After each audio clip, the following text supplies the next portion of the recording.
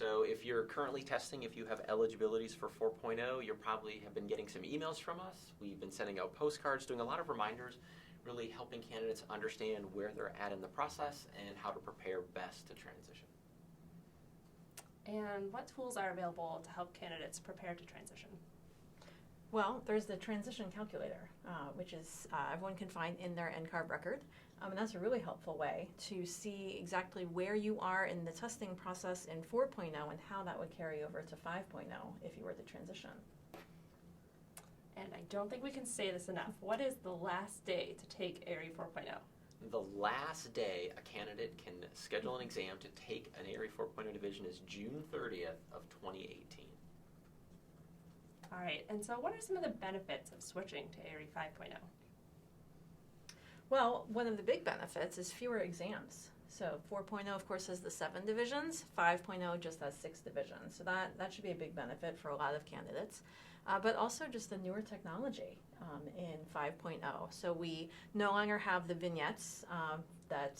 Vignettes will end with 4.0. And moving into 5.0, we just have different question types. We have the case studies. It's just on a newer platform. And so I think a lot of candidates are almost enjoying that new exam type. Yeah. And part of it, too, I think, is the way it's structured overall. That in 4.0, those divisions are really content-based. So there's the division all about structural systems in 4.0. Well, when you get into 5.0, that division doesn't exist. Those items from structural systems have now been spread across multiple divisions. So you just don't have that intense structural exam that you have to take. And we're also doing an ARI 5.0 giveaway right now. So if you've been considering transitioning, that might be a good motivator.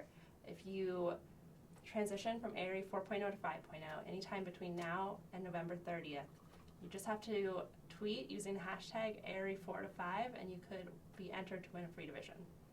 And so, Jenny, my understanding is if they've already transitioned, yes, they still qualify for that. Yes, that includes people who have transitioned anytime between when 5.0 launched and November 30th.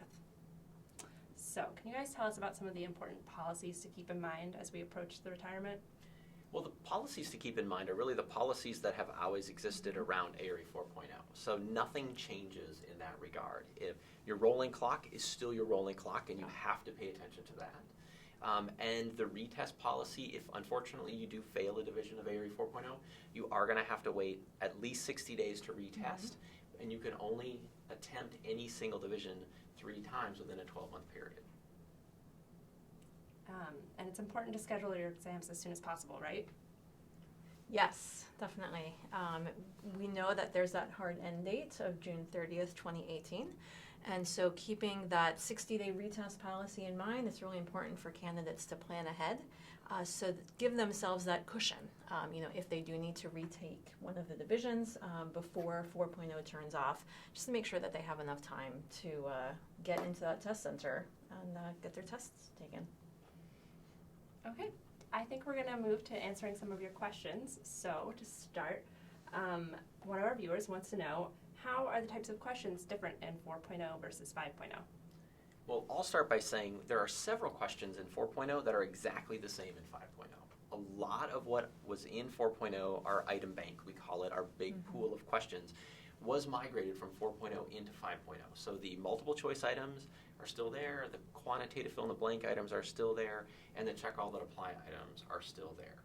But there's some new things, and Michelle can tell you about those. Sure. There's 2 new item types. So one of them is a hotspot.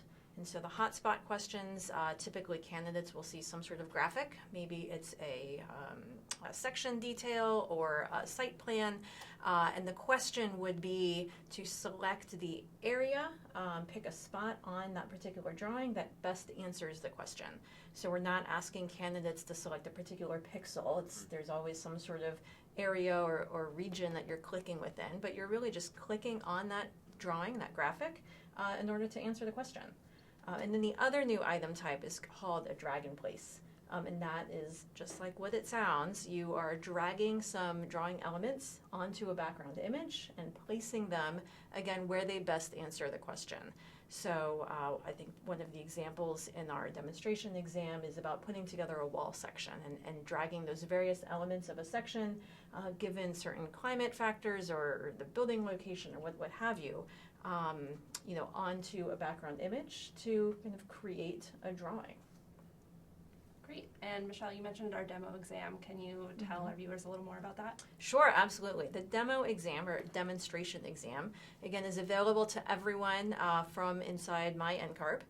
And that is really your best way to find out exactly what the experience is going to be like in the test center.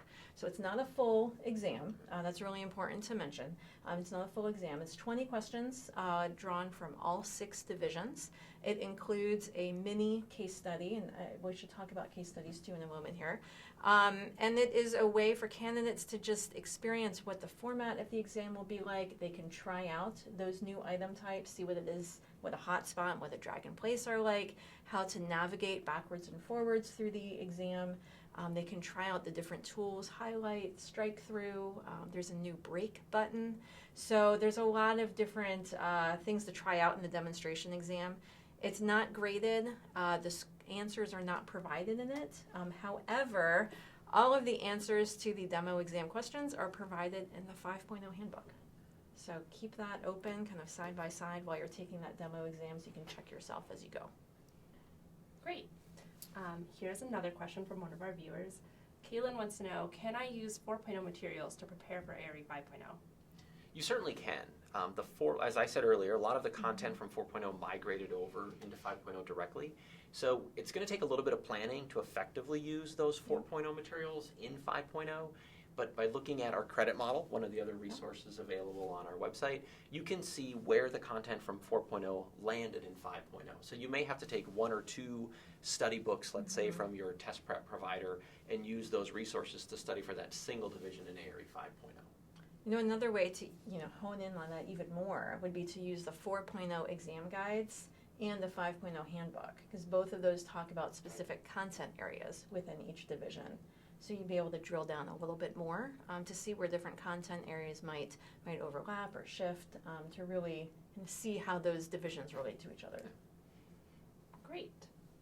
Julie would like to know, are candidates required to test in the jurisdiction where they're seeking licensure, or can they test anywhere? Well, that's one of the real benefits of the Prometric Test Center network is that you can test wherever you want. So if you're seeking initial licensure, let's say in the state of New York, but you happen to live in New Jersey and the most convenient test center is in New Jersey, then use that one. It's the exact same exam no matter where you sit. So just schedule in whatever Prometric Test Center is convenient and test there. Great. Another viewer wants to know, so the AIA recently released a new set of contract documents. So how did the new 2017 AIA contract documents affect the 5.0 exam? Great question. So currently 5.0 and 4.0 for that matter, both follow the 2007 contract documents. So starting next year, we will be shifting 5.0 over to the 2017 contract documents. We will most definitely let everyone know before that happens. We'll be updated on our website and, of course, in the 5.0 handbook. So I'd say sometime probably next summer is when that shift would happen. But for right now, know that you should actually continue to use the 2007 contract documents for all your studying. There definitely are some changes between 2007 and 2017, so it is important to make sure you're studying off of the right contracts. Right. And another resource available to all of the candidates inside of their record, AIA has graciously allowed NCARB to make available the 10 most common AIA contract documents that are going to be used. Yeah. So right now, if you log into your record, you're going to find the correct version of the contract documents to use to study for the exam. Right. We'll update those when we also go on and update the exam. Great. Nick wants to know, will all the states accept taking 3 ARE 4.0 exams and 2 ARE 5.0 exams? So will all states accept the strategic testing? Yes, absolutely. Great. Yeah. Yep. How is the drag and drop section performing with the first 5.0 candidates? Beatrice is concerned that about the precision levels when you pick. Sure. I understand the question, which is there's always a bit of concern from a candidate perspective whenever we do something like the vignette today or drag and drop now in 5.0 about how accurate you really should be. And what we can tell you is the drag and place items are performing really well in ARE 5.0. candidates are not having a problem achieving the appropriate region, as Michelle had mentioned. Right. So to understand as a candidate, to give you some peace of mind, the author of the item, which is an architect, and it's actually a group of architects that author each of our items, they look at what we call the scoring region, and they make sure that there's an appropriate buffer around the token so that you can place it and not have to be like super accurately precise. Right. And so don't worry about that. If it's in the right place, common sense is it's going to score correctly. Yes. Great. And Terry's curious, when will we see ARE 6.0? Well, let's see. That would be after I retire. So there are no plans for an ARE 6.0 inside of NCARB right now. We're very happy with what ARE 5.0 is doing and how it's functioning and those kind of things. We're not going to stop making improvements on the exam. I mean, that would never be the case for NCARB. Right. We continually update the exam, like we talked about with contract documents and codes and other topic areas as the profession evolves. So. But 5.0 is going to be around for, we figure, a long time, several years to come. A good history is 4.0 really lived for about 10 years. We anticipate 5.0 to live that long as well. Great. One of our viewers wants to know if people without a Twitter account can enter the 5.0 contest. The answer is no. You do have to have a Twitter account. But creating a Twitter account is free. Just make sure you're following NCARB. And you can all find more information about the current contest on our blog. And another question is, will the cost of the test increase after June 30th, 2018? And if so, what will it be? So it is, the cost of the exam is going to increase in the future, and NCARB actually announced this well over a year ago. We don't ever want to surprise candidates with a fee increase, and so the decision was made back when even before we launched ARE 5.0, to keep 5.0 at that same $210 a division cost. And so candidates have really been taking advantage of the strategic testing and getting done in 5 and actually lowering the overall cost of the exam. NCARB is planning on raising the fee for ARE 5.0 divisions not immediately following the July 1. It's going to be later in the fall that we do anticipate the exam fee going up to $235 per division. The good news is, and I don't know, I see it as good news, we're still able to keep that $235 per division cost, overall being less than what 4.0 used to cost people at $210 a division. Great. Kimberly asks, do you also only have to wait 60 days to retake a 4.0 test, or is that only for 5.0? It's for both 4.0 and 5.0. The 60-day retest policy, 5-year rolling clock, those policies apply to both exams, both versions of the exam, and that 60-day retest policy will continue, in 5.0 even after 4.0 turns off. And I've seen this question a couple times on the blog and on our social media channels. Will NCARB be making any exceptions to our retest policy for candidates who, say, have one division left to go when ARE 4.0 retires? There really are going to be no exceptions to the retest policy. 4.0 truly is turning off on June 30th, 2018. If you, as a candidate, try to schedule a 4.0 exam after that date, you are not going to be able to. Like, the scheduler is literally turned off at Prometric to schedule those exams. So candidates are going to have to work within the retest policy to get as many attempts as they hopefully need to pass their 4.0 divisions. If they don't pass, then yes, they are going to have to transition to 5.0. The good thing is you don't start over when you transition to 5.0. You can earn credits for the divisions you've passed in 4.0 to move into 5.0, which is a lot of people are actually maximizing those credits and doing it strategically. Yeah, that definitely goes back to what we talked about earlier, which is using that transition calculator. So looking at that calculator now and really planning ahead for the next 7 months to think about, okay, worst case scenario, if I don't, get through all of these divisions, what's the best division to take now and make sure I pass, before I keep moving on in case I don't get done in 4.0. Where can you find the ARE 5.0 handbook? Well, that's on our website. So on the website, under there's a section past the ARE. and you can select 4.0 or 5.0 resources. So obviously under the 5.0 section, prepare for the exam. The 5.0 handbook is there, as well as the, the 5.0 guidelines, which cover operational procedures, and then links to other 5.0 resources that NCARB has. We have a lot of videos about 5.0, about each division, about test taking tips, about navigating the new item types. We also have a link to our 5.0 community where you can ask questions of other candidates as well as NCARB moderators. So definitely check out that section of the website for a lot of really great resources. If someone takes an ARI 4.0 exam before it retires and they fail, can they retake that division after the exam retires? They could not. So really, the 4.0 exams are only going to be available until that June 30th date. So let's say a candidate were to go in and they attempted structural systems on June 25th, and they unfortunately did not pass. Then that candidate is not going to be able to reattempt structural systems because by the time they have to wait the 60 days, only 5.0 is going to exist in test centers. So they would transition over to 5.0. They would get the appropriate eligibilities in 5.0 to continue and finish out the ARE, and then they would go on and test at that point.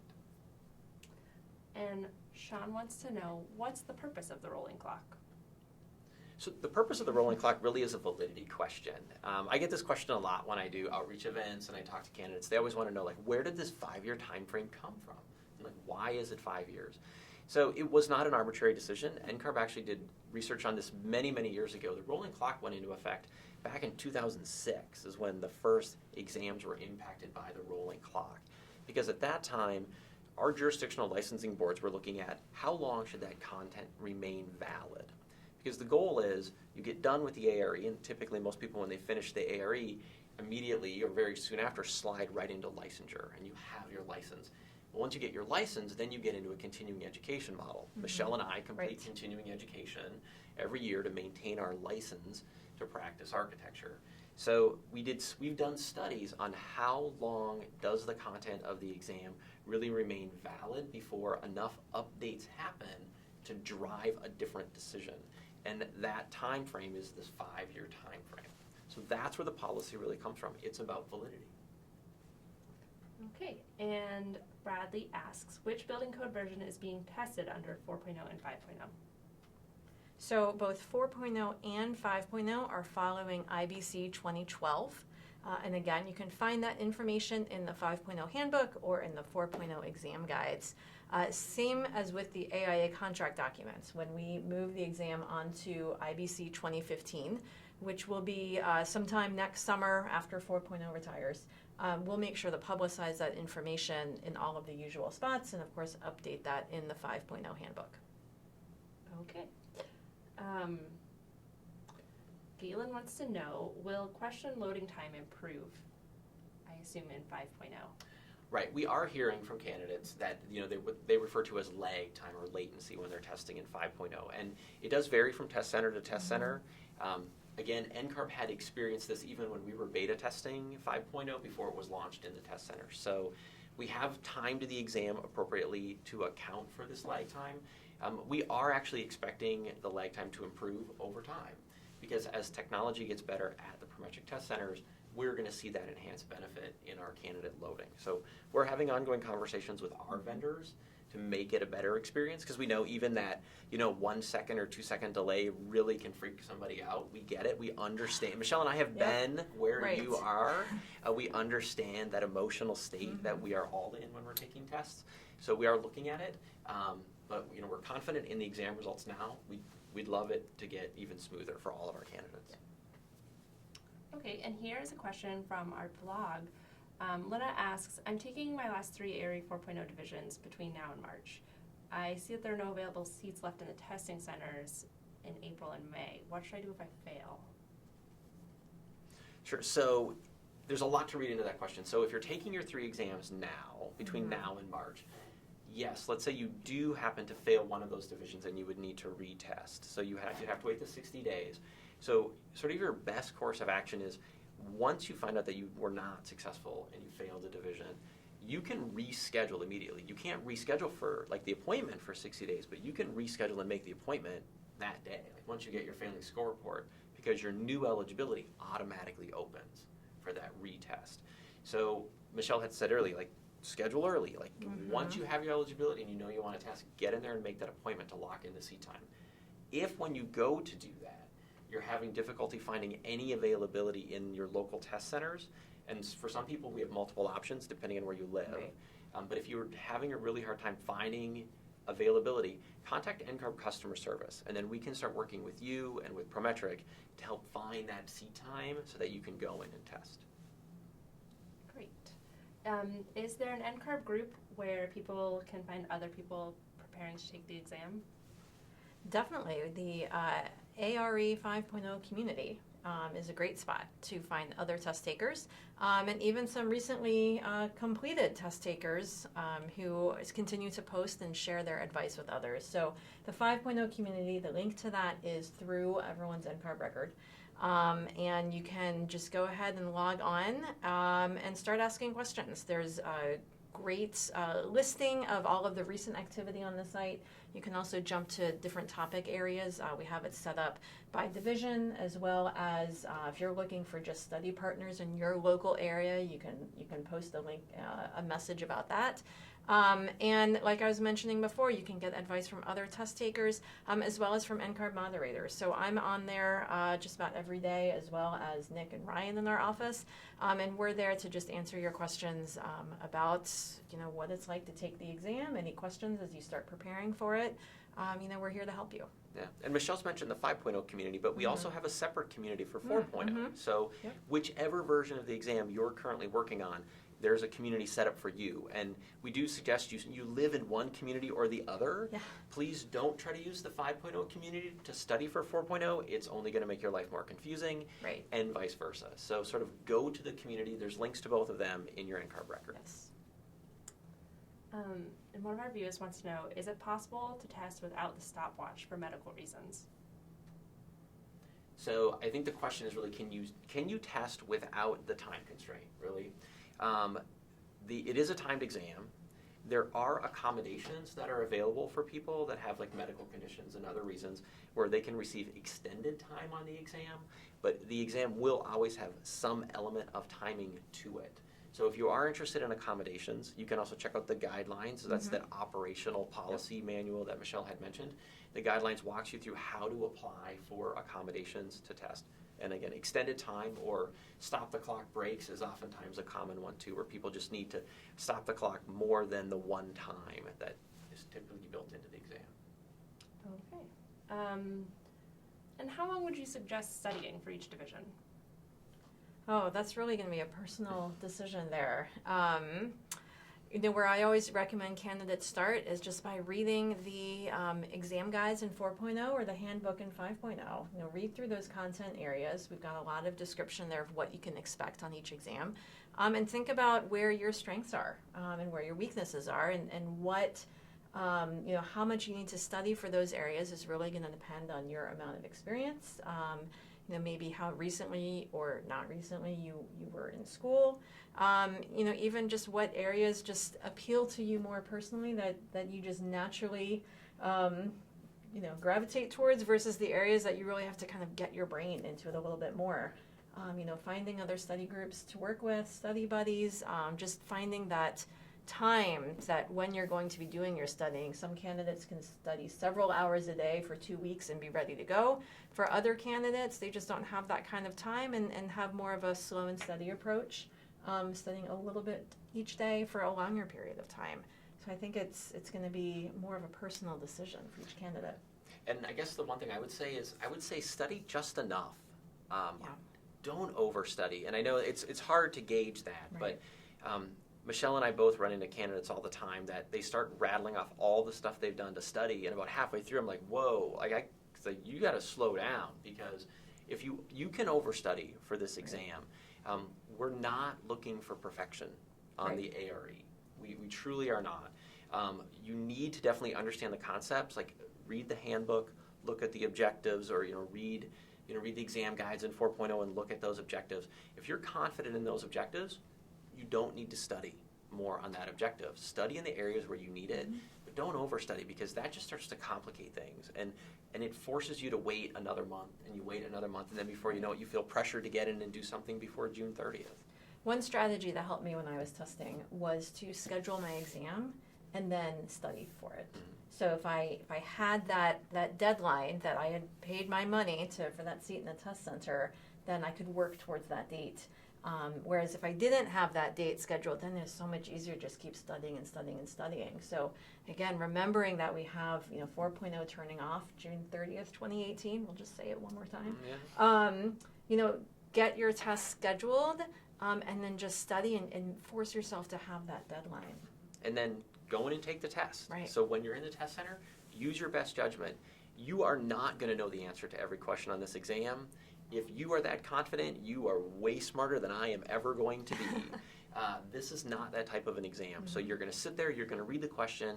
Some of them you're going to go, yes, I know the answer. Others you're going to go, I have no idea. But you're going to stop, you're going to think about it, use your best judgment, and answer it. Get in there and take the test. It's really your best way to finish, because you can study forever and you'll never pass. I think some of our viewers are confused. Can you guys go into a little bit more detail about the credit model and what that is? Certainly. So what NCARB does, as we have one existing exam, like 4.0, in the testing channel, and we decide that we're going to develop a new version of the exam, we create a credit model, which what it means is I can take certain divisions in 4.0, and as I pass those divisions, I'm earning credits for that 5.0 division. And so if we want to speak specifically about this credit model from 4.0 to 5.0, the one that people immediately start thinking about taking is construction documents and services in 4.0. Mm-hmm. Because if you take and pass construction documents and services, you've already earned a credit for the construction and evaluation division in 5.0. It's really a one-to-one credit mapping. And then candidates very quickly also go, wait a minute, but now that I've passed construction documents and services, if I can go ahead and pass programming, planning, and practice in 4.0, I can actually earn another 2 credits in ARE 5.0. So what the credit model really is it's a way to say if I check these boxes off over here, I'm also checking off these boxes in 5.0. So we hope that helps. And also check out the calculator in your NCARB record, because there's actually 2 views to the calculator. Right. When you log in, one is the credit model view, which shows you little circles and you can see the dots being filled in. The other view is really more of a calculator view, which just shows you squares over here and squares over here about how they map one to one. And the great thing about the calculator is that you can see where you are right now, but you can also map out, well, what if I take this exam next and then transition? Where does that leave me? So it can help you map out that strategy moving forward.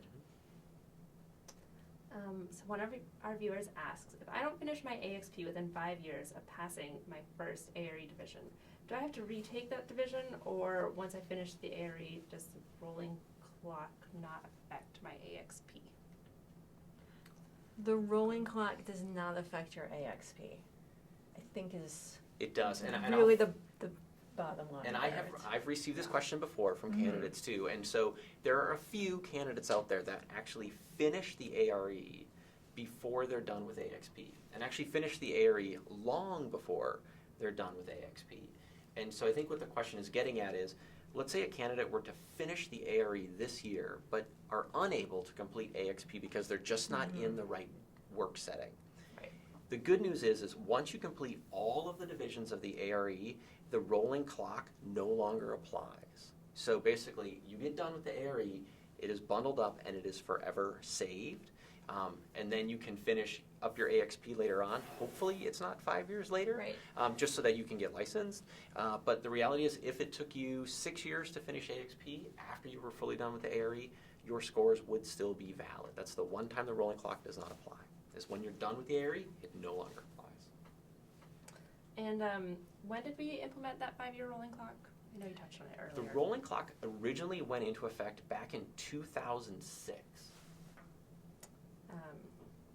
And another viewer asks, are there still structural calculation questions on PPD and PDD? Yes. Yeah, there will be some structural calculation questions.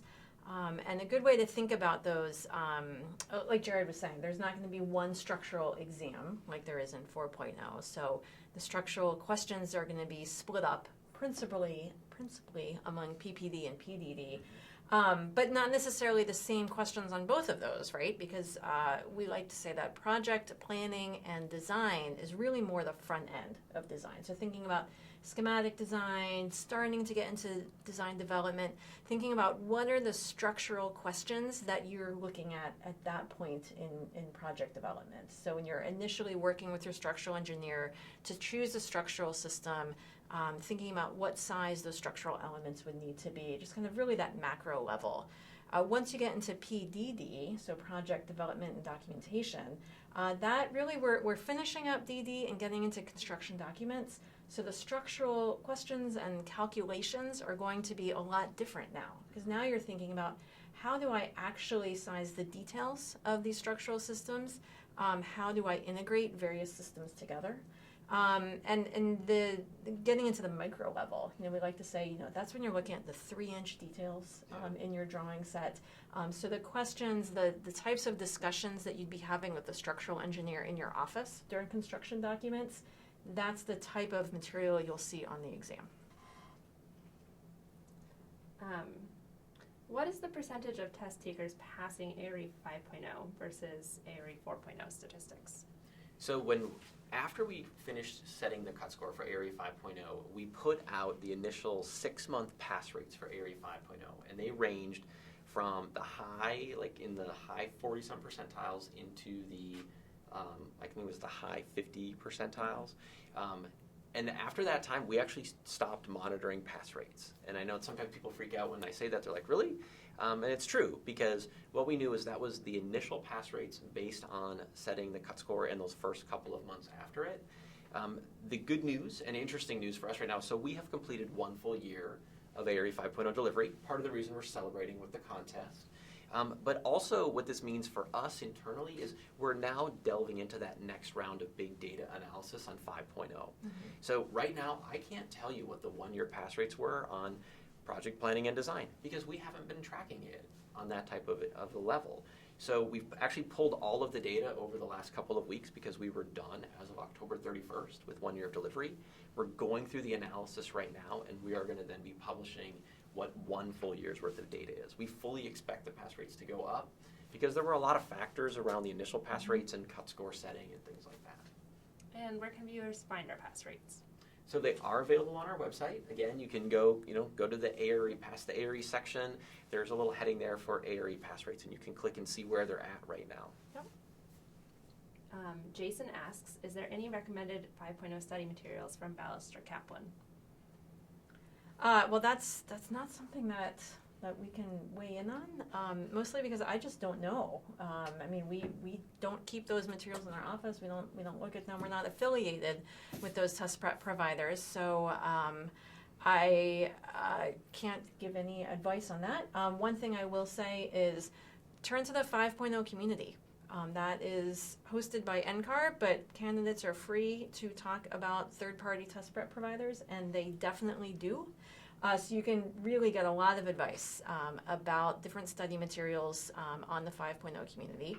The other thing that I'll say, and I'll just make another plug here for the 5.0 handbook on NCARB's website, we have a pretty hefty reference matrix in the back of that handbook, which lists a lot of, say, more primary resources that are item writers. Jared was mentioning the architects who actually write the items on the exam. Those are the books that the item writers use as references when they're writing items. So we always recommend them as the best places to go to study, really looking at that primary source material as you prepare. So we've got that list in the back of the 5.0 handbook, kind of tagged to these references are recommended for these divisions and these others for these other divisions. So hopefully that will be a useful list for you. Sabrina asks, why do we have to prepay for a division now in 5.0 before being able to view the dates that are available?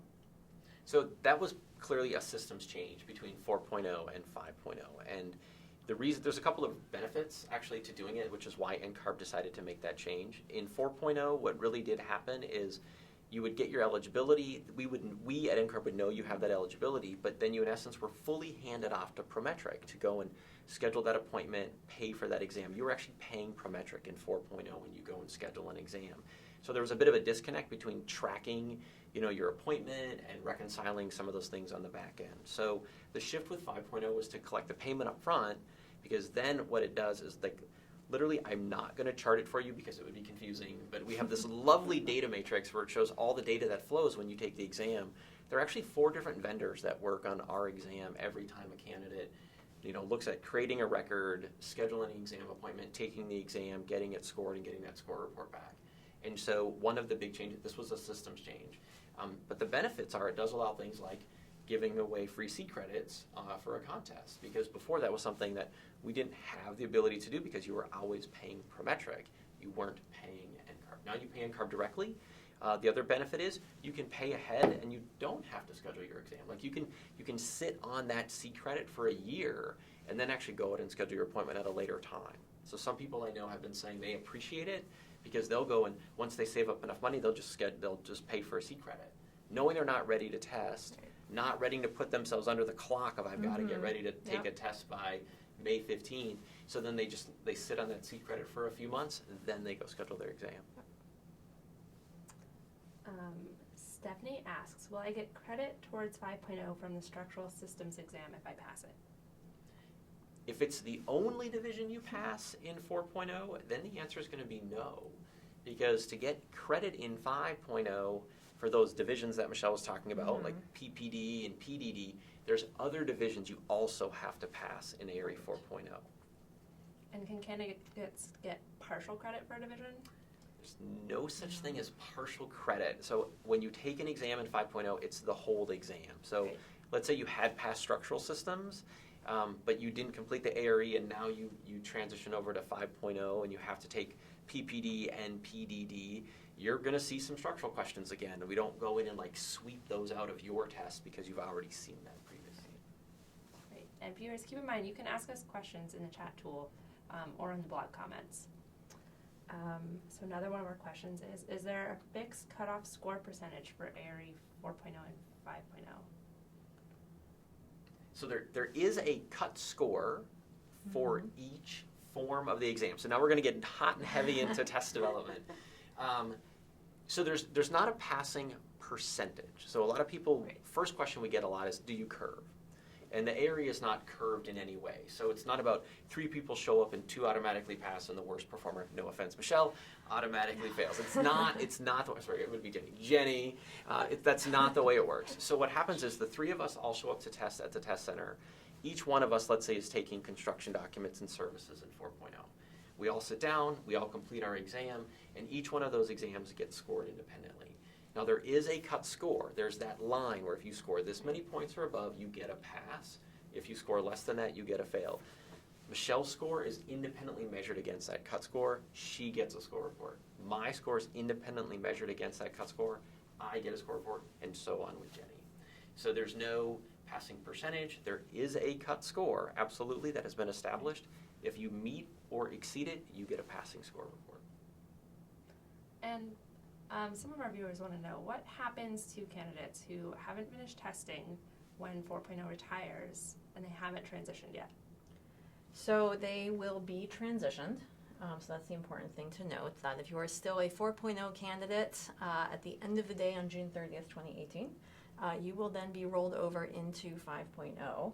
And then as far as the credits that you'll wake up to on July 1, those will be calculated, again, back to that transition calculator.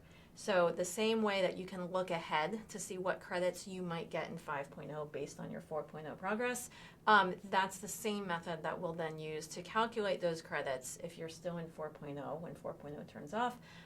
So then you'll become a 5.0 candidate with appropriate credits to be able to keep going with your testing. And one of the things about the way the transition is going to work on that day, we really don't expect candidates to wake up on July 1 of 2018 and be like, oh, I'm a 5.0 candidate. What we really do expect is that as you come back to NCARB, and we know candidates will come back at different times, some people maybe will log in to their NCARB record on July 1. if you were a 4.0 candidate and had not self-transitioned before, when you log in, you're going to be, prompted to then transition to 5.0 to get those eligibilities created for 5.0.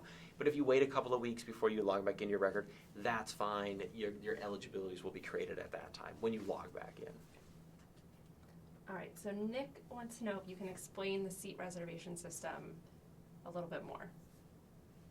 Sure, as far as, I'm assuming scheduling an exam appointment. I assume so. Sure, so the way the system really works, it is first come, first serve at Prometric. So in 4.0, what happens is you log into your record, and as we said, we sort of hand you off to the Prometric system at that time. Mm-hmm. If you've ever scheduled an exam, you notice the website looks completely different because It's a Prometric website. What you do is you select, you tell them your location. They show you available test centers in the region. You can select a date. They then show you available appointment times because you've already, when you clicked that link to come over to the Prometric website, you selected, let's say, building systems. So it knows how long of an appointment time you need. So it only shows you days and only shows you hours that are available to fit that big block of time. So the reservation system really is first come, first serve. So if Michelle and I are trying to both take building systems in the DC Test Center at 8 o'clock on Saturday morning, one of us, if we get there 5 minutes earlier than the other, is going to get that appointment, and the other one is not. And Brian would like some advice. He's passed CDS and SPD, and he's taking PPP soon. Okay. He's a little bit scared of transitioning to 5.0 since he'd be taking 2 remaining tests and replacing 4 exams.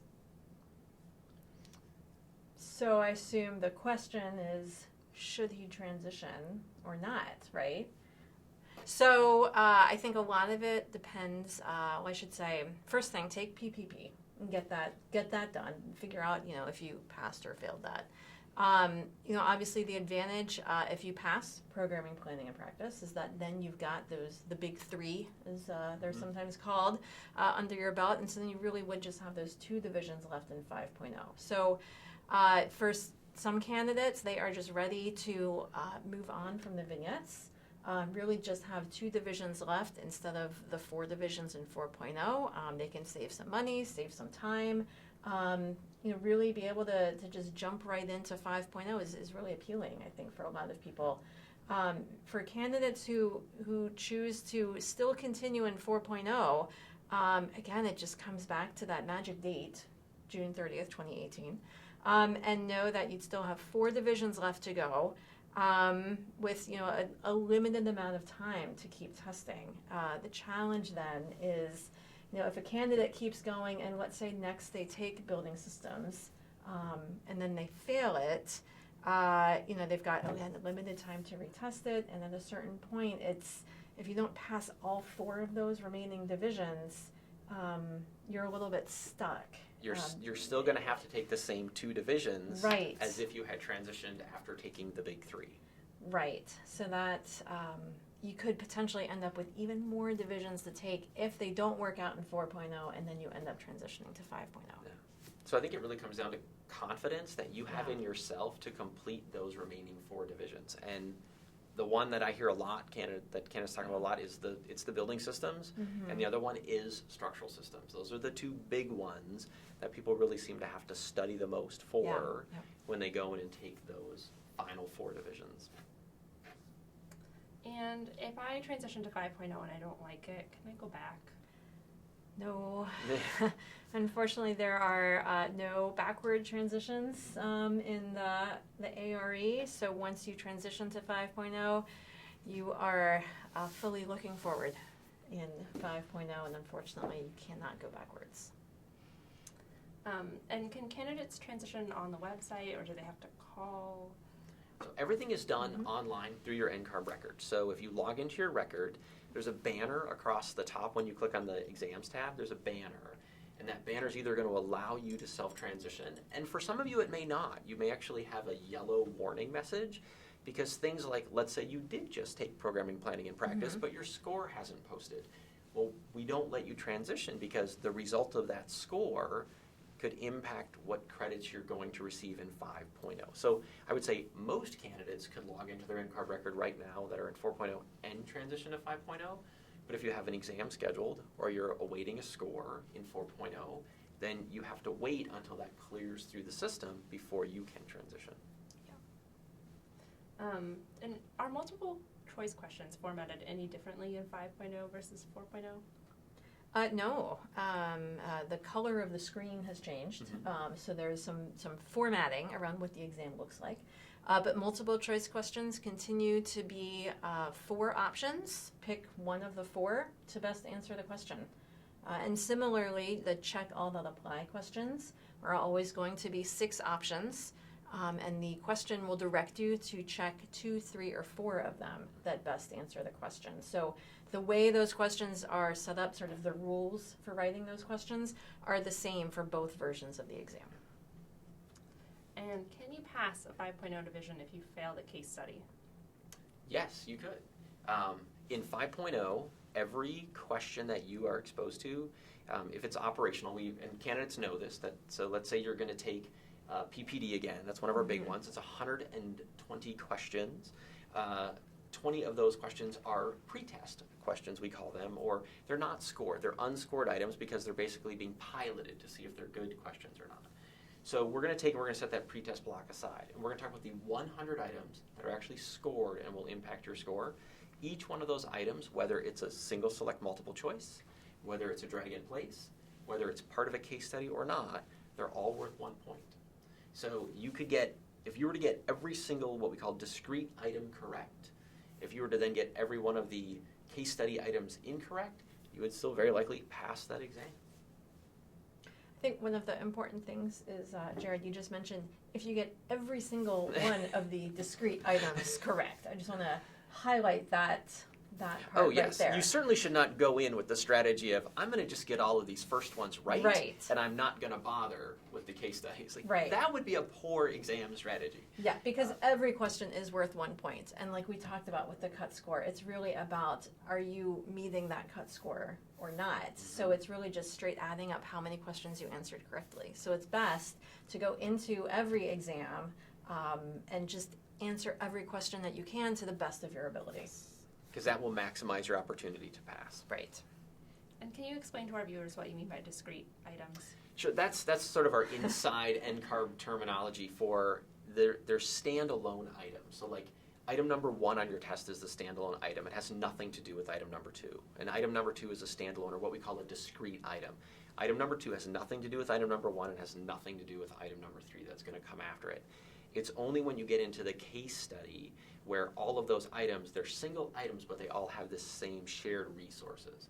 So we talk about case study items because they share a set of resources, and we talk about discrete items, which are these standalone items one at a time. You know, one thing that I wanted to get back to, we started talking about the drag in place and the hotspot items earlier, but we didn't get into the case study itself. So the case study is, say, a new item format for 5.0. So just, I think it's important for everyone to understand that that is going to be a block of, say, 10 items. For instance, it varies a little bit depending on the overall size of a division, but say 10-ish items that all apply to a particular case study or a scenario with a set of resources that go with it. So when you're in the exam, the case studies are always at the end of the exam.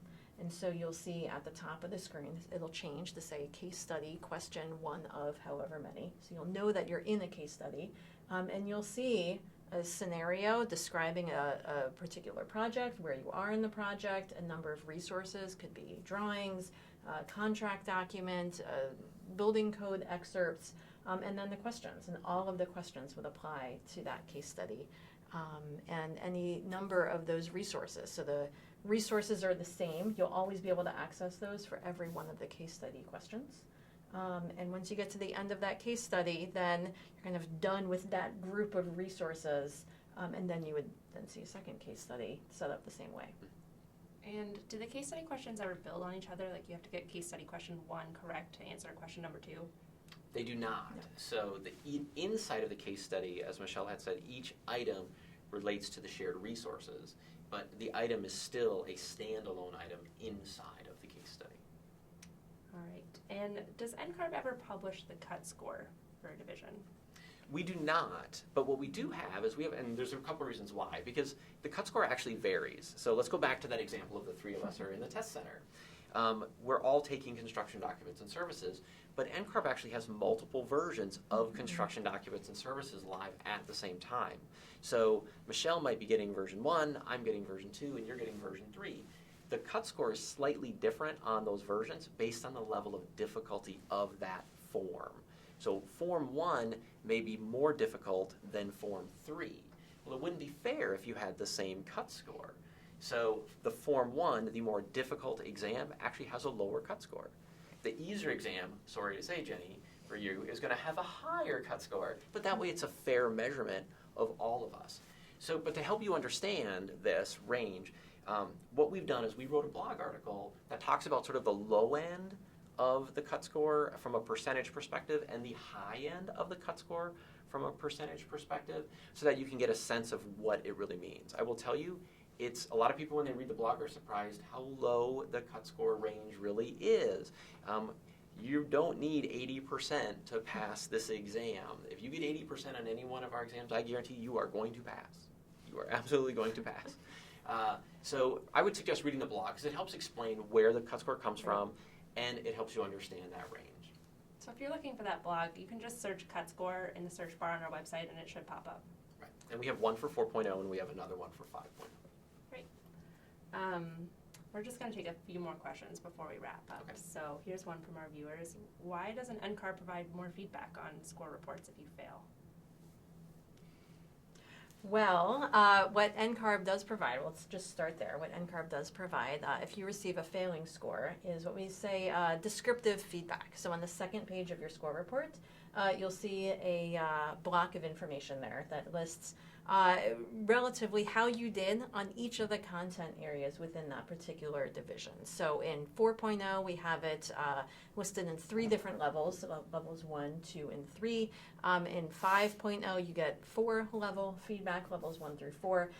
The intent there is similar across both of those, of letting you know that you did well in this content area, you did less well, or you underperformed in this other content area, to kind of give you some direction about where to focus as you go to prepare for a retest. The reason that we don't provide more feedback than that, kind of drilling down beyond just the content level, is because the exam is not a teaching tool. It's a certification, licensure exam, and it's not meant to teach you the areas that you need to look into more as you study. It's really about assessing your competency across all content areas of the division, and that's kind of keeping it at that high level. Right, and it really is based on the content area for a reason, the feedback that we give. Because if we tried to break it down even more, because we have had this conversation with our test experts that we work with, they're called psychometricians, about how much can we break down the feedback. Because we'd love to give great feedback, and we think we do give good feedback, but the reality is if we broke it down even more, the feedback becomes less reliable. So right now we're giving you feedback on typically anywhere from 5 to 5 at the low end, and that's even more like 7 or 8, oftentimes up to about 20 some questions. If we started giving you, if we broke our exam down into 13 content areas instead of the 5 that we have, all of a sudden the reliability of that feedback becomes much more suspect, because that means Michelle maybe is only answering 3 questions related to this element of like wall assembly techniques, and then based on either 1 right, 2 right, or 3 right, we tell her she's either good, I don't know, or bad. And off of 3 questions, that's an unreliable measurement. So there's an element of we can only break it down so far to still give you good feedback. And that's what matters, is you want good feedback so you don't waste your time studying or not studying for your next attempt. And are the cut scores for the ARE set by NCARB or the states? So it is an involved process to set a cut score for an exam. The cut score is actually set through a series of steps that involve architects that are not necessarily like NCARB architects and not necessarily state licensing board members. So when we launched the new exam, we did assemble task forces of architects from across the country to come in, take the exam, assess each of the items on that exam, have a deliberation on where the cut score should be. And that was sort of round one of setting a cut score. Some of those architects were member board members from state licensing boards. Some were just practicing architects. We made sure we had large firm representation, small firm representation.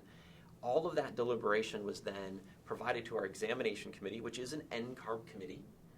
They reviewed that. They did some additional analysis and some deliberations.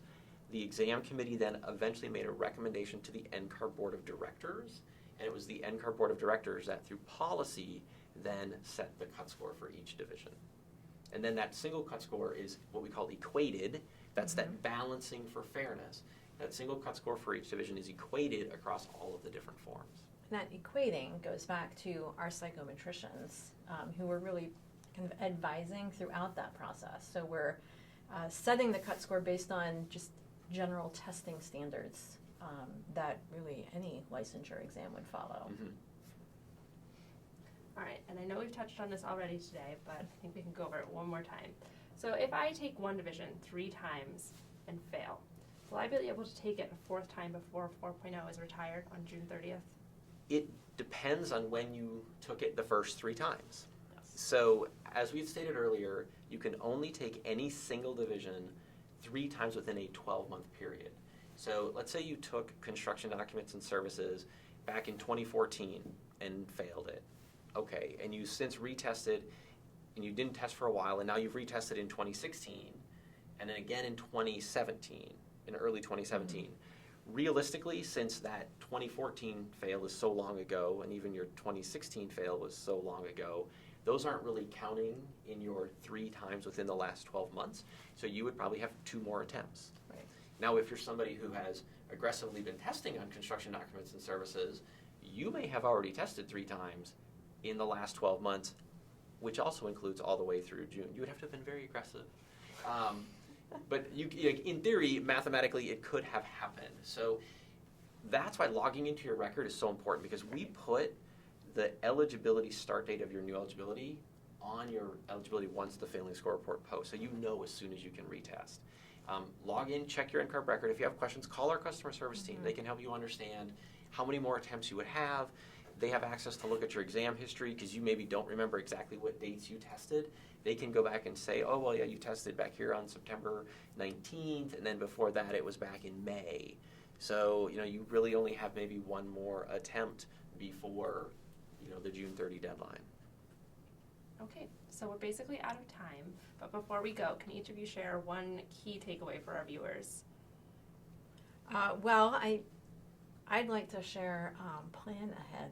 I mean, it feels like a lot of what we talked about today is just getting that strategy figured out, knowing the rolling clock, the time, the date, and I think one more time, June 30th, 2018, when 4.0 is going to turn off. So just getting your strategy mapped out, figuring out what your testing plan is going to be, and then sticking to it as you move forward. My statement would be stay committed. I think it's actually great. If you've logged in to watch this, you are committed to getting done with the ARE, and that's fantastic. And regardless of what happens as you move forward. So we all have suffered setbacks. I myself suffered setbacks when I was taking the ARE. So it's like, stay committed. You're going to get through this. Set your dates. Yeah. Go in and take the test.